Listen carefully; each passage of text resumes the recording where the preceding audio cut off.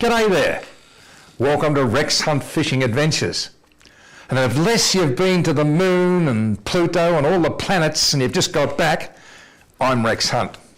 And I'm pretty glad I am, because I'm in a fair dinkum good place at the moment, because in 48 hours I'm going to fish for some Chinook salmon in one of the volcanic lakes here in Western Victoria. I'll get to that in a minute. But a few questions have been asked me, and you can message me, you can do all this. I don't understand all the technical stuff, but I get it on Facebook. And Ted, I really appreciate your very, very involved letter involving your grandson.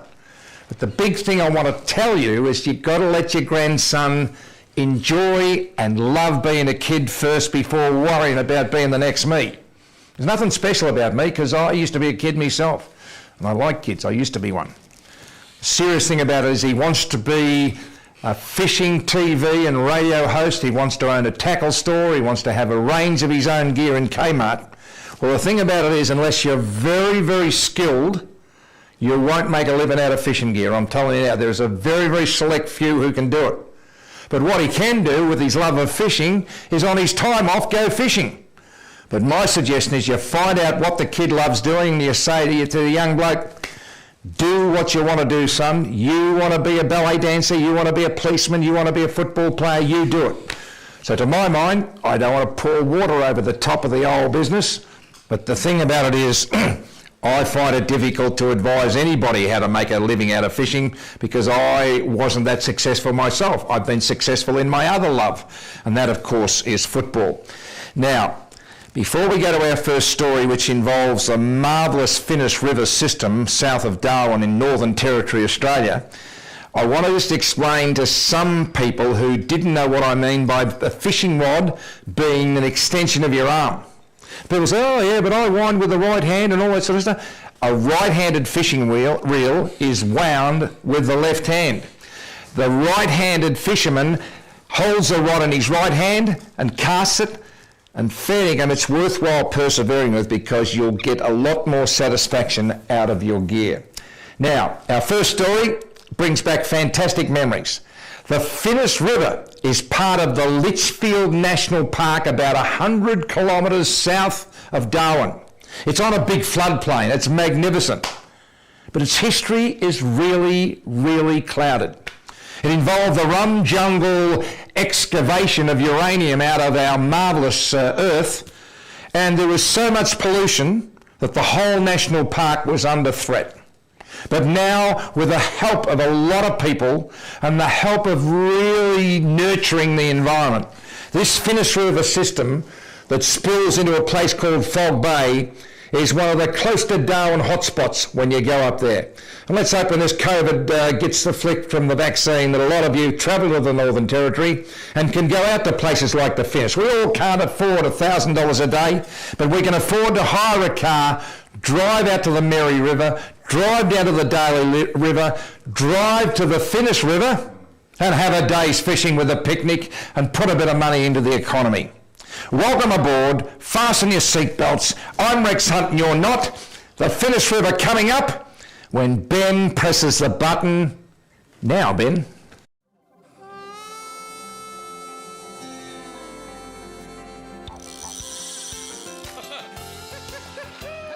at that! The old bearded birdler, he's in his element. Threw it into his mouth. Unbelievable, mate. It's just like nature. It's what we're all about. I tell you what, This is just fantastic. Wagons, ho! Oh, thank your mother for the rabbits. Just when they think it's safe to come out, it's not an animal. Bang! I guess in the end, that's probably why we all go fishing.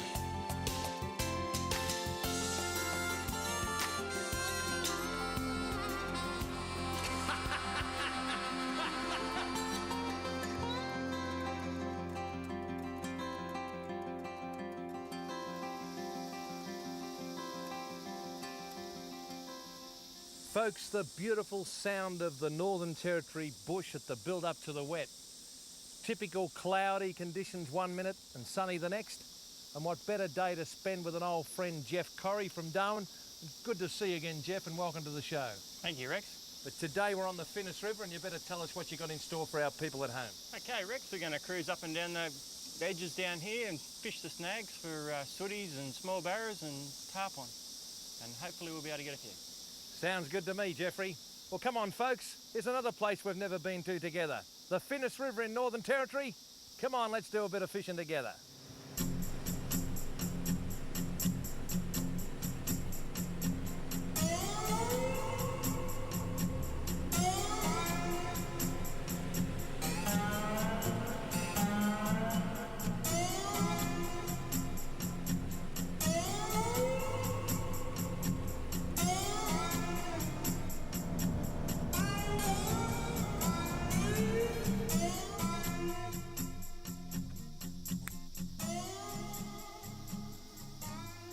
Now, you would have got a good look at what I did then. I hit the tree that I was aiming for and it just fell down, and all of a sudden the lure starts to work. But many of us, when we come up here, we just retrieve in a normal manner where we would where we're spinning for salmon or trout in one of the trout rivers down in southern Australia. What we like to do here is keep the lure in the zone. So with the floating lures, we can pop it in there like that, and it floats, and then kick it in, the bib takes the lure under, and then we flick the rod and just retrieve a little bit of line at a time.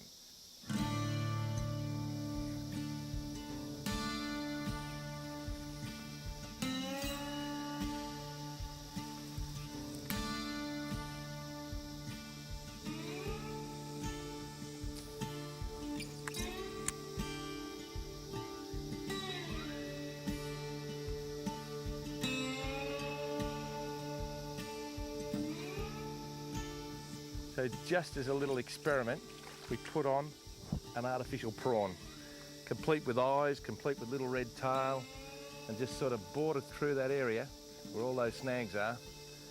And there's some serious numbers of barramundi there. Not big ones, but we're not after big ones. We're here to show you the whole system depends on a vibrant fishery. And up here, the tarpon, the sooty grudder, and the juvenile barramundi all show that the Finniss River here in the Northern Territory of Australia is in pretty fair nick. Let's see if we can get one on for you, folks.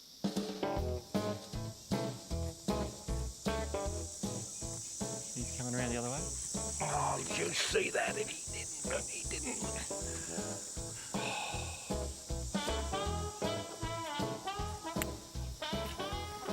They come right through the strike zone there. It's not sticking, you can see it. The barra. Look at that. Grab it, grab it, grab it.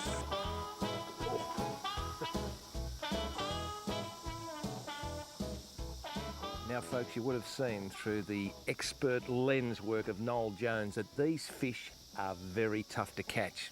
Now, everyone wants to catch a 30 or a 45 pound barramundi, but these are just as hard to catch. And our man on the spot here, our guide, Jeff Corrie. Now, what do you suggest? Because this single hook's not working, young man. Okay, with the single hooked one, they've got a lead weight up the back, and we replace the lead weight with a treble to give it the same balance and make it swim the same, so it sinks the same. We'll see if we can get that to stay in their mouth. So we'll give that a go. Jeffrey, well done, son. Stick that one in him, see if that'll stitch him.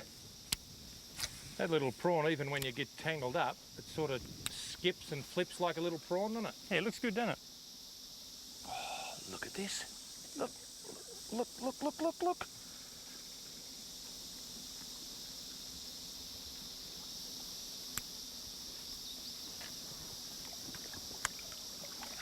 I reckon I can get them on a tiny little red rapala about an inch long, because it'll be different and they might just sort of get some urgency. Because at the moment there is no competition because the thing just keeps on swimming and it's not going to go anywhere. But if they see their mate having a go at it, usually they'll grab it, but they're not feeding. They're just being cantankerous. Just clip that off there. Changing lures again, I reckon that is the secret when fish are like this. The prawn's just not working. We've probably had 18 to 20 casts where the fish have just sort of rolled on them. A couple have grabbed the tail and sort of shook their head and said, oh yeah, that's okay. So put a little rapala on. Beautiful little red and silver model with the little articulated bib just under the surface, and put this in there. And usually the thought behind changing the lure is to put the doubt in the fish's mind. If they see this going through there, they might say, there's something different, bang.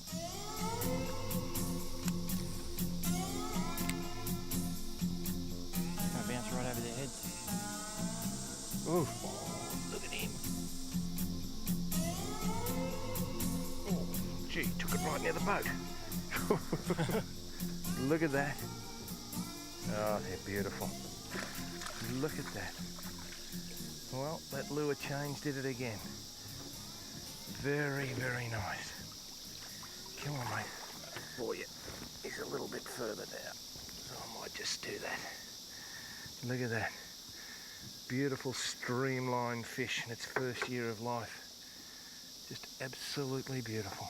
He's a good little fella. Get out. Give him a kiss. Just shake him off, I think. Like that. And away he goes. Foul looked the little fella under the chin. Found a lure that worked, mate. I don't know whether it worked, Rex, or whether he just clean missed it and I got him by mistake, I think. Just see if I can bring him over the side. How old would a barramundi that size be? Oh, he should be coming up to 12 months old. Off you go, little fella. Well done.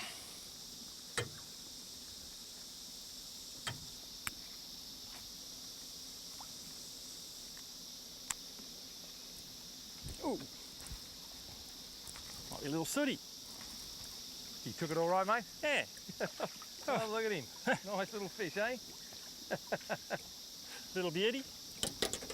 I'll just give him a comfort lift and pray he doesn't wriggle. There's a Finniss River sooty. Beautiful little fella. Just leaving that. Off you go. Oh, he grabbed at the little bloke. Ooh, well done, Rex. Oh. Well, folks, you'll have seen just how frustrating this trip has been. We're casting the barra, they're coming up and nosing it, and then all of a sudden, our last little sortie, I've got an archer fish, and I want to show you him. He's a beautiful looking fish. Now, these are also called in your encyclopedia a rifle fish. Now, they are a beautiful fish that live in the mangroves, that live alongside these jungle areas. So, that's it. I tell you what, the top of the Finniss River, not unlike the top of the Bensback River where we've been on the western province of New Guinea. And Jeff Corrier's our man in Darwin, and together with Graham Williams, they've shown us this beautiful area that I would probably never have come here in a month of Sundays.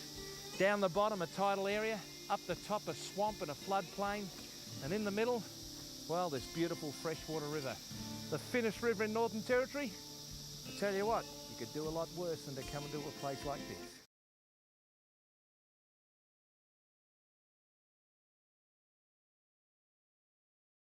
It's how much time you... And it's got a couple of our regulars, Wesy from the top of the Haupa River, and Robbie Alexander, which, have a look at Robbie's site, Robbie Fishing. Fantastic. Knockabout bloke, good, solid Australian citizen. And I tell you what, he's a bit like me, rough as guts, but can he catch fish? The thing about it is, it never ever shows how much effort goes in. There was cast upon cast upon cast, with soft plastics changing this, you know, Rapala hard bodies, and all of a sudden you might have had 20 or 25 casts in the one runoff, you might get a colour change, and bang, you'll get a small one like we did, or a big one will swirl. But the thing about it is, in the early stage, someone said, oh, you must have a frogman. I said, oh yeah, we send a frogman down, you know, to circumcise a whale. And what do? Send down foreskin divers. No pun intended, but how on earth would you get a frogman down there to put the barramundi on the hook and then go bang? I tell you what, no, I won't say that because we'll get some complaints, which is very good. If I haven't offended you yet, please stay tuned tonight or next week and I will get to you. The other thing I was going to talk about was the archer fish, a unique fish that actually spits. Now, when I was young with Lynn and we had our kids, Matthew and Rachel, we went to the Melbourne Zoo and there was a sign up, beware the llama spits. And there was this thing like an alpaca with a tongue like a blue tongue lizard who go, and it would spit at you. Well, the archer fish spits and just immobilises its prey like an ant or a termite or a mud-eye, which is a dragonfly hatching out, and that's how they eat, with this magnificent God-given skill.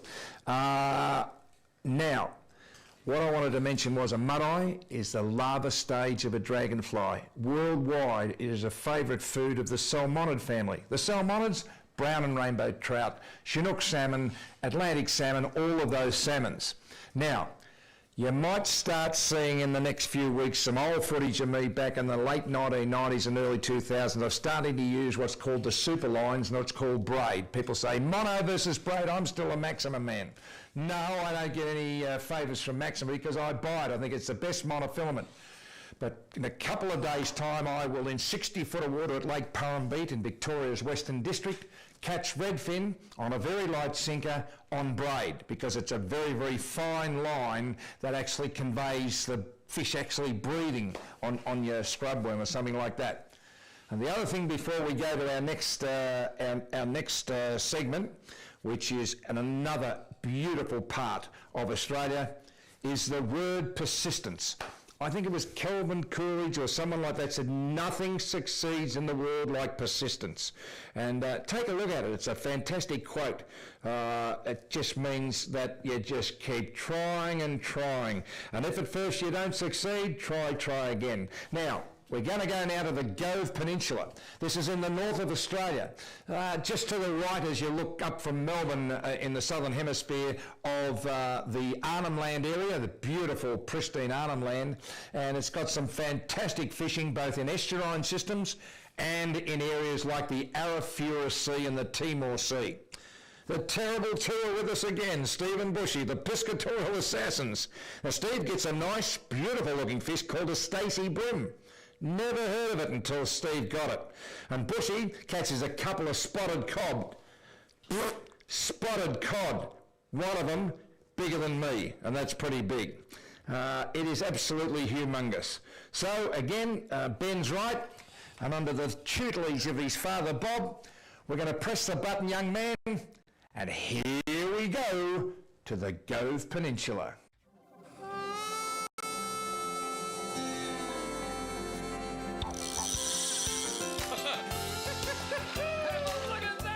Bearded birdler, he's in his element. Throw it into his mouth. Unbelievable, mate. It's just like nature. It's what we're all about. I tell you what, This is just fantastic. Wagons, ho! Oh, thank your mother for the rabbits. Just when they think it's safe to come out, not an animal. Bang!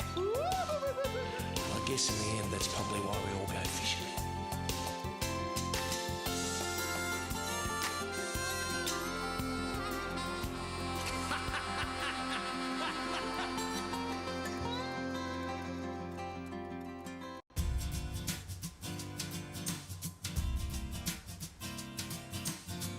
The township of Nhulunbuy lies on the Gove Peninsula at the northeastern corner of Arnhem Land, where the Gulf of Carpentaria meets the Arafura Sea. This is a modern community of around 3,500 people, and the town itself was actually constructed from scratch during the early 1970s to service the nearby bauxite mine. Bauxite mining and the refining of alumina at the Nabalco plant remain the major industries on the Gove Peninsula, but tourism is also becoming increasingly important. There's a daily jet service to Gove from Darwin and Cairns, and many visitors come here to sample the local culture and history, and also to enjoy a range of recreational activities, many of them based on the clear, warm waters of the Arafura Sea and the necklaces of gorgeous tropical islands strung out to the north of Gove. With a smaller tidal range than many other parts of the Northern Territory, the Gove region enjoys clean water and boasts hundreds of kilometres of white sandy beaches punctuated by dramatic rocky headlands and cliffs. Not surprisingly, this sparsely populated area is a recreational fishing paradise. Accommodation in Gove covers the full spectrum, from budget-priced camping and caravan parks to the very comfortable walkabout lodge. This place even boasts its own dedicated fishing charter vessel that regularly transports guests out to the fishy reefs and islands within day-tripping distance of the port.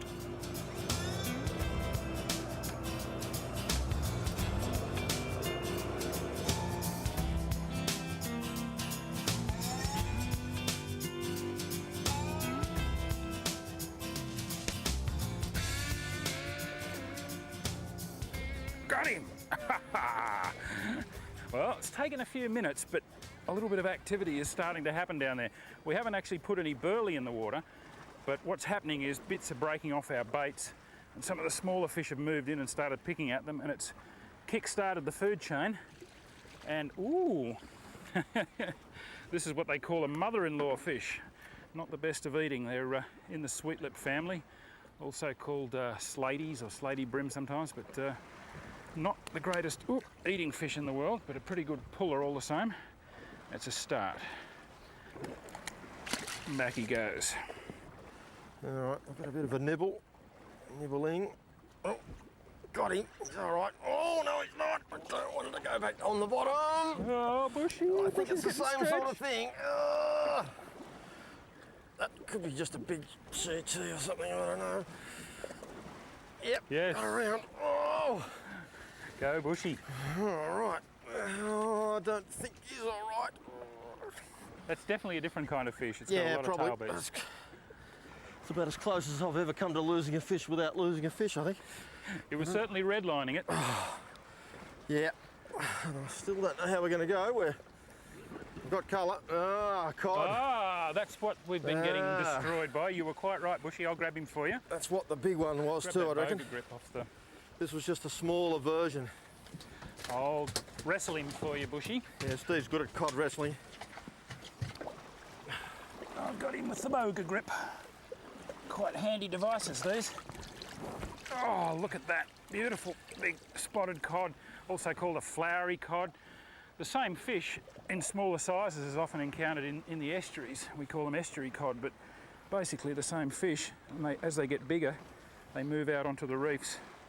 Now I can see you're hooked down in that rather cavernous moor, which I'll just put my arm down into, Bushy. More? No, I don't want any more. That was enough. This thing's got terrible breath, I've got to tell you. I don't know what it's been eating, but I wish it'd knock it off. Yeah. Oh, I see what you mean. Oh, he's a smelly fella, isn't he? I don't know what he's been eating, but it's not very pleasant. He'd be every bit of 9 kilos, I'd reckon. Just have a look at that for a mouth, and all those teeth all point backwards. So once he gets hold of something, there's absolutely no way it's going to get out of there. He's even got teeth on the roof of his mouth, you can see in there, and he can swallow something probably 10 or 15% of his body weight at least, maybe even bigger. Ooh. There he goes. Nice release. Whew. Well, at least we know what's down there now, Bushy. Well done. Steve, I have never smelled a fish as bad as that in my life. You're right, it smelled like our cameraman's sandals from the last trip.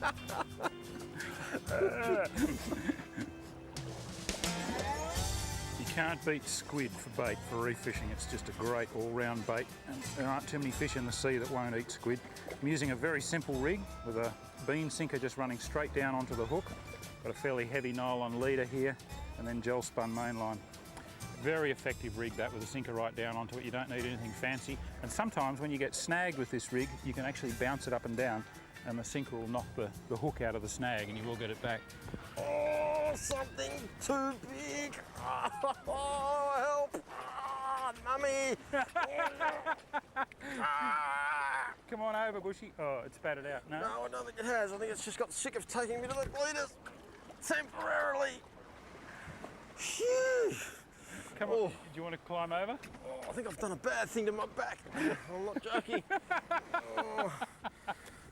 This is too big a thing. I don't want to know about this thing, but... Oh, yeah, come on. I can't if you're at home on the lounge room enjoying yourself. I suppose I better catch it for you. Oh. How strong do they make 30-pound gel spun? Yeah, it's pretty strong, 30-pound gel spun. It's good stuff.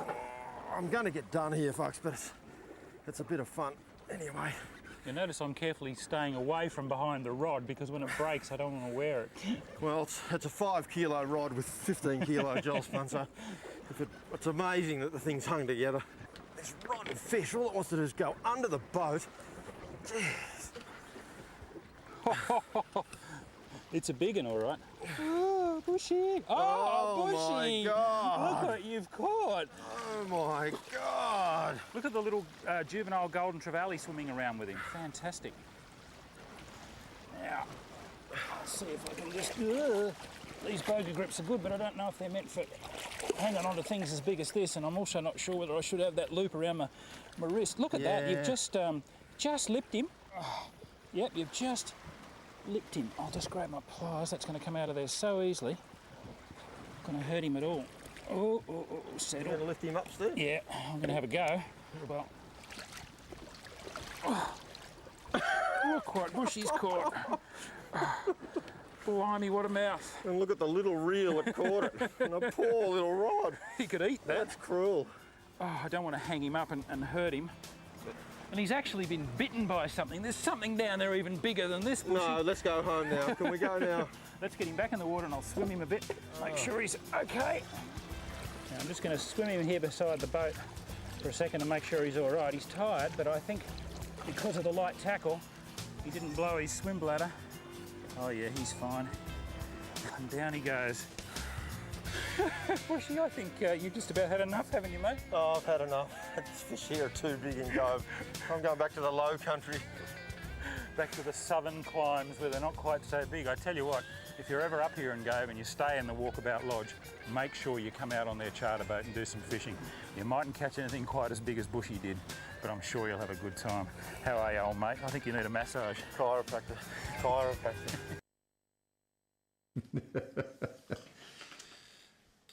I think the best thing that I can explain to you on radio and television, if you're having a good time, the listeners or the viewers have a good time, and there's a few people out there watching who can relate to that.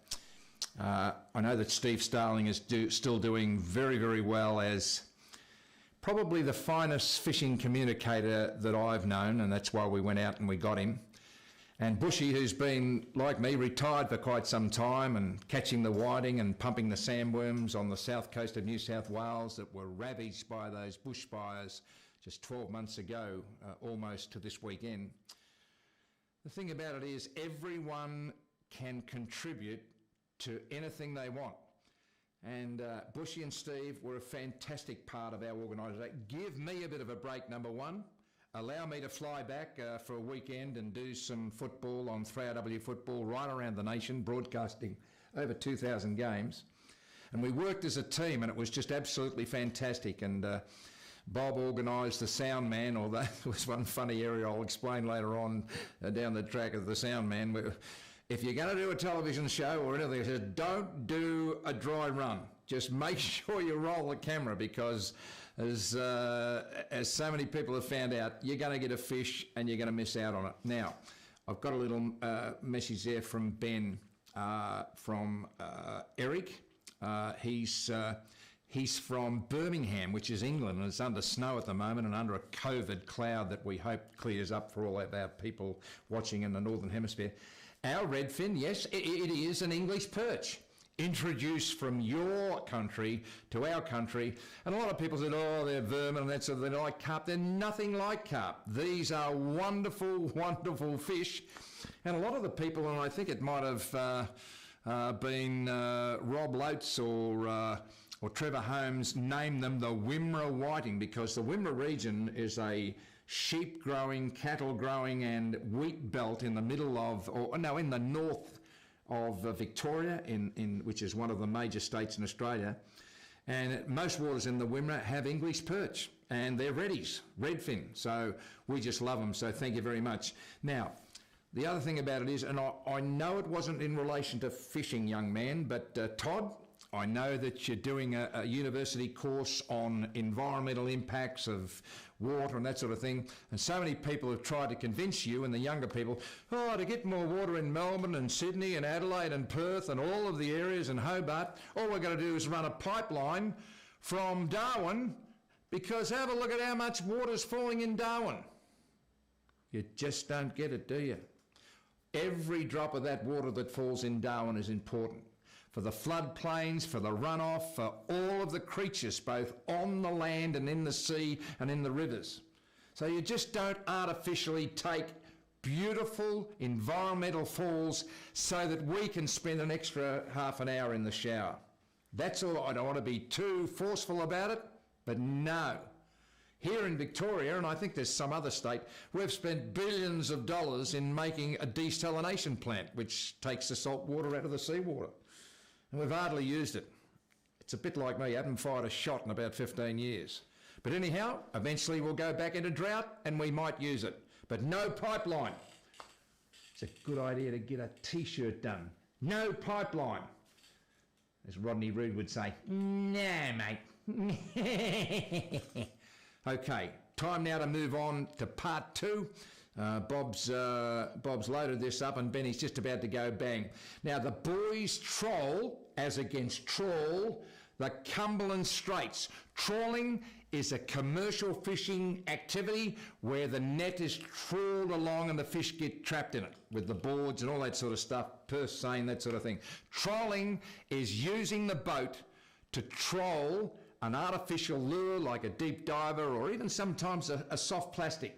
There's queenfish, there's GTs, some of the most magnificent sport fish known to mankind. No, that's not right. Known to womankind. No. Some of the best species known to personkind. I got it right. Thank you very much. Bushy, he's the king of the GT. His rod is called the Black Death. Why? Because the GTs don't like it. I think you better press the button, young man, and go to the next story.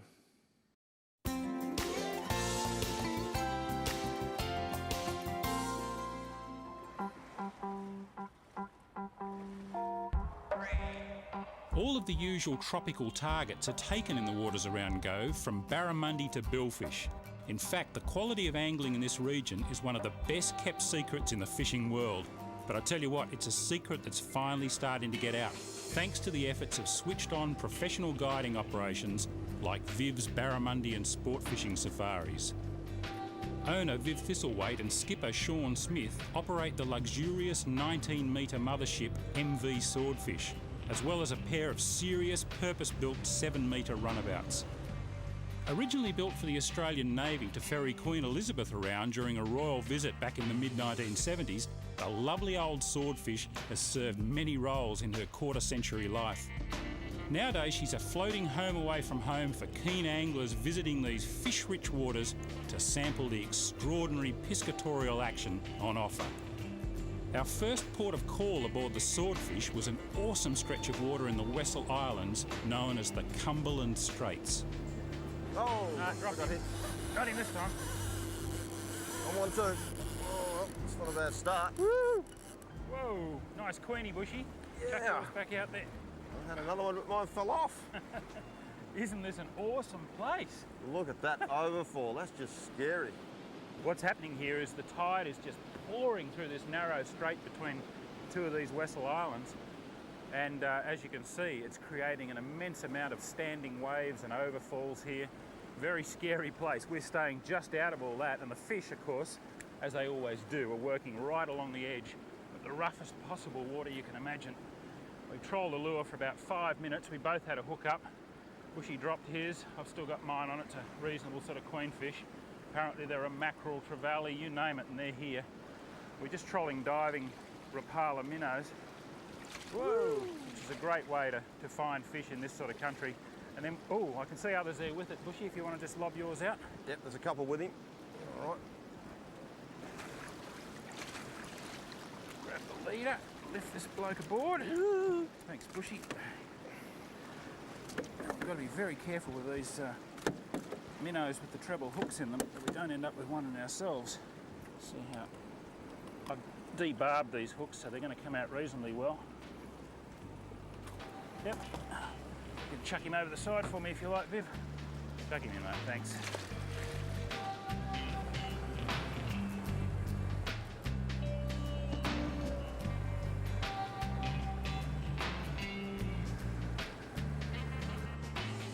see both Steve and I just moving the rod, just pulling a bit more bend in the rod and then easing it off. What that's doing is just changing the frequency that our lures are swimming at.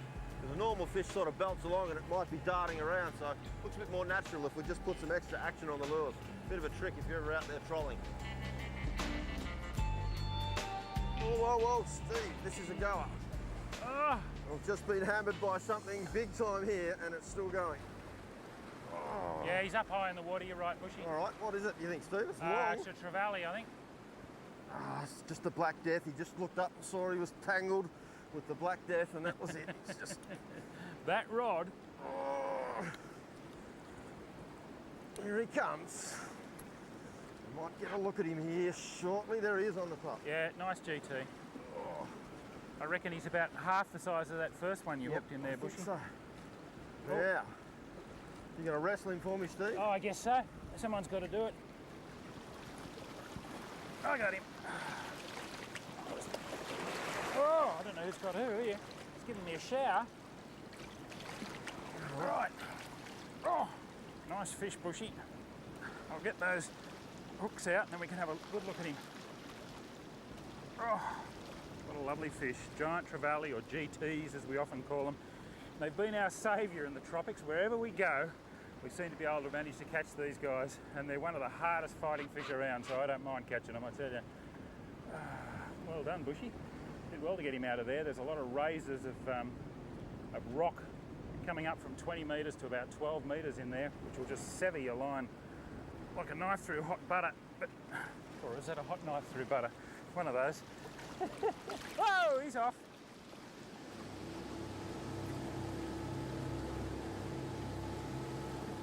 What's a typical trip if, say, 6 blokes or 3 blokes and their wives or whatever come away for a week? What do you do with them? Usually leave Gove on the sort of the night that we don't charge for. We fish up near the Wessels, do a bit of pelagic fishing, 2 or 3 to 4 days. Go down into the bays, Arnhem or Buckingham, anywhere where we can find the barra. Mixture of barra and mud crabbing, then come back up here around the Bromby Islands for the last day and head back to Gove. Do you find that a lot of people get as much out of just being in a remote place like this and the scenery that it's got to offer as they do from the fishing? Yeah, I think basic thing is not seeing anybody else around the place. It is just totally quiet. Yeah, beautiful. It's pretty remote because, I mean, you fly all that way from the southern capitals to Darwin. That takes 4 or 5 hours. Then you fly another hour, hour and a half here to Gove, and then you cruise for anything up to 6 or 7 hours. I mean, people must get a real sense of being a long way away from anywhere.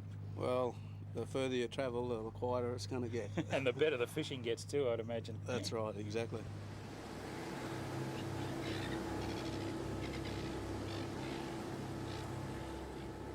I'll just get mine out of the way, Bushy. That's a pretty reasonable fish. Well, it felt all right when it got on. I don't know whether it's that big, but it's reasonable. Staying up high in the water. Yeah, I don't know what it is. I think you might have finally found our mackerel for lunch. I don't know. Don't think lunch. so. Don't Lunch. talk about lunch. The worm's starting to bite, mate. Oh, come on, Black Death, come on. Oh, Black Death. I've seen a flash of silver, but I'm not going to call an identity yet. He's staying high in the water, doing lots of arcing around. GT. Just that GT. Yeah. Look at that. It's not even a big one. No, I'll have to go for the glove again. Yeah. How do they pull so hard for a fish only that size? And he still won't give up. Do you reckon, Bushy, that living in this kind of water makes them even fitter than normal? Well, I suppose you've always got ripping currents through here, and they've got to be fit to chase the bait down in these conditions.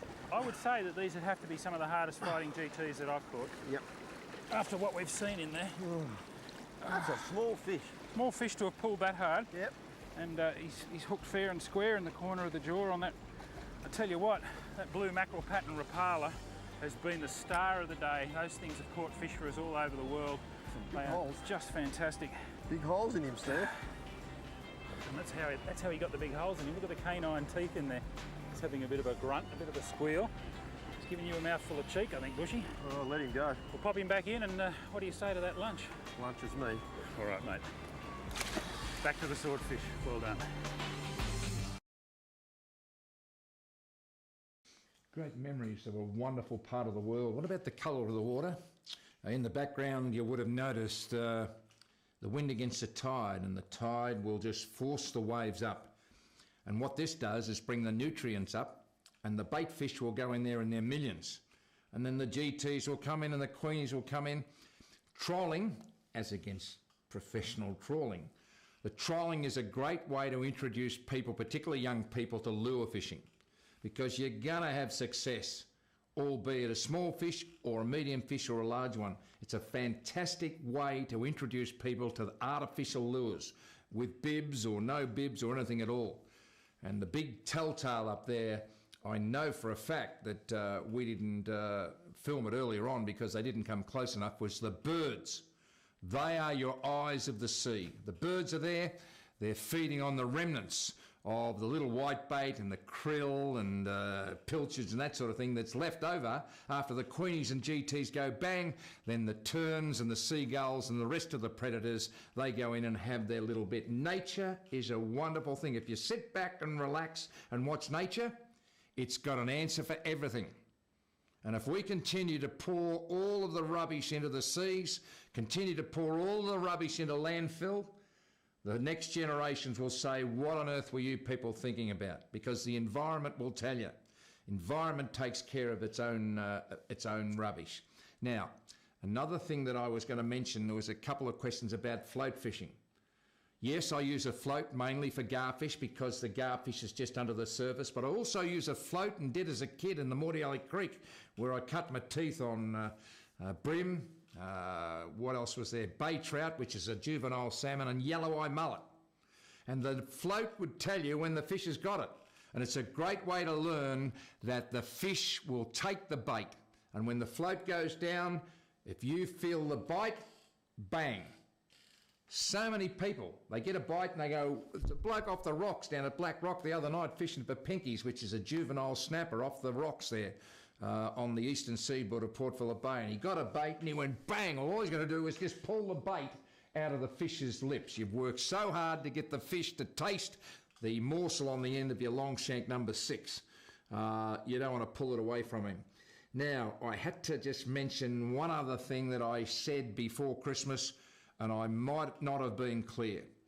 The thing that I suggest to people, particularly parents, is to concentrate with their children on one species of fish at a time. It doesn't matter whether it's a rainbow trout at a trout farm. It doesn't matter whether it's a garfish in Port Phillip Bay, in South Australia, in southern New South Wales, or a flounder or a flathead or a tuna.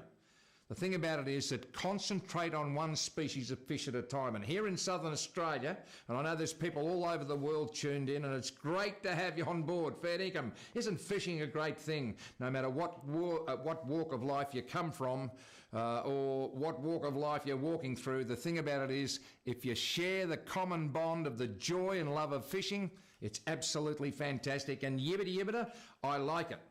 So I say in southern Australia, if you can find an estuary like the Lakes Entrance, like some of the rivers in South Australia, some of the rivers in New South Wales, concentrate on a bream. Have a look at the way the bream is made up. Very, very sleek, and being able to sort of swish his tail on the sandbank to get the polychite worms out and then feed. And his big jaw is full of like teeth like Dick Emery. Oh, good evening, this is Dick Emery. And they munch along the pylons and the rocks to get all the barnacles off. And the nourishment within there, the flukes and the worms, just absolutely magnificent. Same as fresh water. And Luke, you from Birmingham, yes, English perch at areas like Lake Eildon, Lake William Hovell, where Robbie Alexander cut his teeth on the redfin. Beautiful fishery called Rocklands Reservoir on the border of South Australia and Victoria in southern Australia. They just put the fisheries have just put some Murray cod in there. They've put some yellow belly, which is a golden perch. They've put brown and rainbow trout, and it's full of redfin, which provide a great fishery and great fodder for the big native species. So that's about it. It's time now to go to Thailand. And I'm just hoping that I can go back with Lynn and Bob and Julia and the crew and go back to exotic fishing at Thailand. Have a Google about this. Mike Bailey's the man. Johnny Pearson or Johnny Pierce off, he's the man as well. He was telling me about a fish before Christmas called the arapaima. just absolutely magnificent. But he said, there's another one that I want to show you. It's called, there it is, a tiger shovel-nosed catfish. Just wonderful, as if someone's painted the pattern on the side. But Mike Bailey, who's been on the show and you've seen him before, he's the owner-operator of exotic fishing in Thailand. Mike's ready? He is. Press that button again.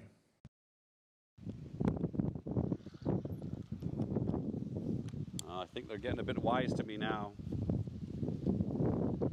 Oh, there's a nice tiger shovel nose down there I'd like to catch. But oh, there's two of them. Beautiful. In fact, there's an idea. Let's do that. Come on, buddy. Come on. Yes, nice. So what I've got now is a nice tiger shovel nose. I'm going to put this in our new swim aquarium. So, fight him nice and soft. On our swimming pool, we've attached to our swimming pool, we've got this aquarium that's 10 meters by 5 meters and 2 meters deep. We've got all kinds of beautiful fish in there. And what I've noticed is that we have a red-tailed tiger cross, and they swim up to the tank and up to the glass and look beautiful. So let's make this one a new member of our swim aquarium. So we'll fight him nice and soft again. Wait until you see the markings on this fish. It's unbelievable. Okay, net. We're going to put aquarium yaya. So I mark. I thought we only had one of them in here, but when I saw this one, why not? Okay, net. Whoa. Wow, beautiful markings on this fish. Unbelievable markings. Let's just take a look at the fish there, Rambo. Hook okay, leave the hook in the fish. Look, hook okay.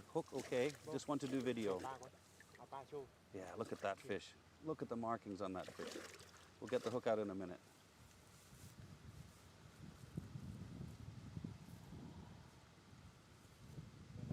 Okay, let's just see the fish. Just bring the fish up a little bit. You hold the net. Let everybody at home see that. Look at it's as though you painted that fish. Look how beautiful it is. Look at those markings, and everyone's different. Tiger shovel nose at Exotic Fishing Thailand, heading into our swim aquarium. We always make the best out of every day, and that's a job well done. I've got to get there. And on a serious note, I was looking at something this afternoon on Foxtel, or one of the private channels that we've got down here in Australia, and Bali has gone broke. Not going. There are 60 hotels, and I'm not talking little B&Bs or, you know, you just roll yourself up in a sack and get an egg on toast and you can get an orange juice, you know, for 50 US and that sort of thing. There are 60 what you would call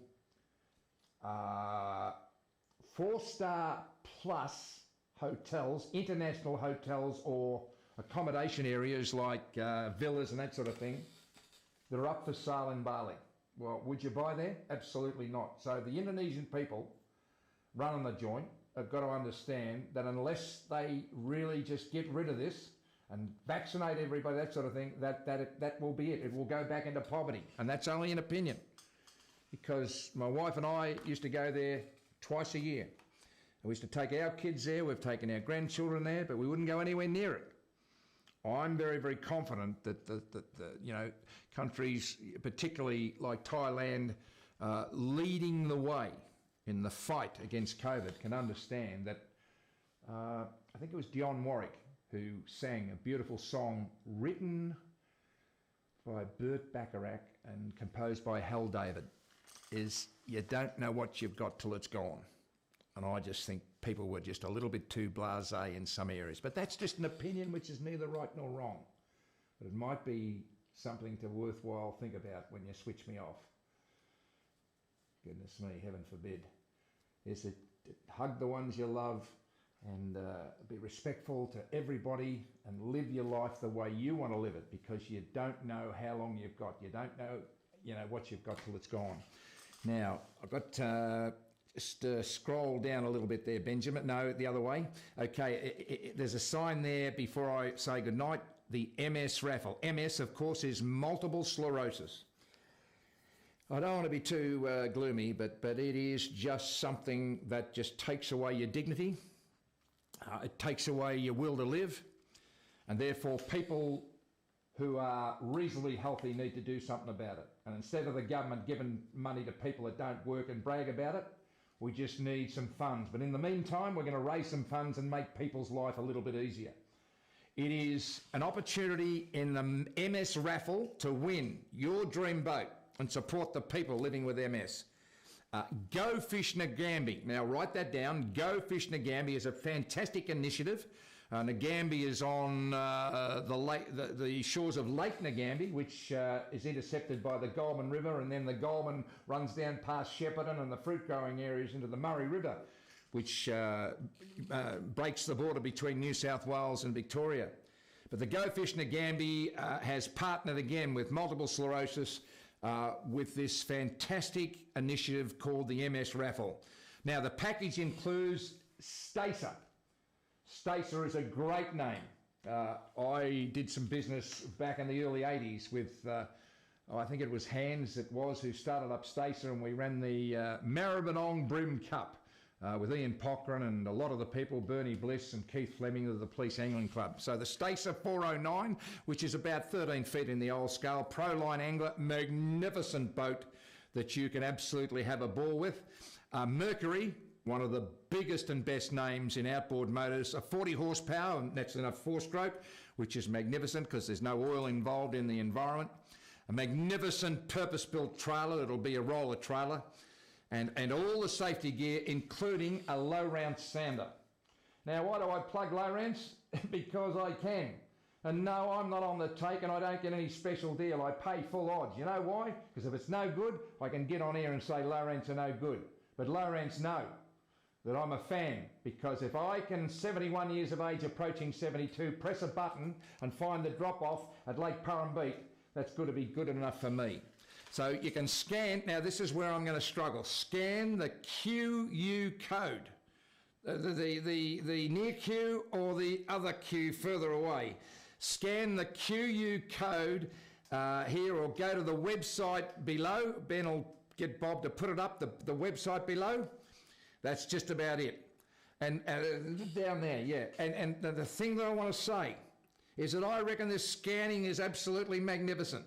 And a bloke the other day, as I went in to get a bit of low-fat, low-cholesterol Strasbourg. And I tell you what, if you Google cholesterol and fat, a beautiful slice of cholesterol come up. I've gone into the delicatessen and the lady said, "Will you scan this, please?" I said, "Certainly." She said, "Scan it, please." I said, "What with?" I said, "Mobile phone." I said, "I don't have a mobile phone." That's the problem. But anyhow, I found my way home, and my dog, Jackie, gave me a nice old caning about it. So that's just about it. We had the brothers Grimm here tonight, Bob and Benjamin Grieve, better known as the Grief Brothers. We've got you, we've got the people here at Horizon Studios in St Kilda. I'm just about to go back because it's just about my bedtime. And just remember what I said earlier on. I'm working pretty good at the moment, and I hope it's coming across. I'm looking forward to going to the toilet, which I do religiously each morning at 5:20. That's the good news. The bad news is I'm not out of bed till 10 to 7.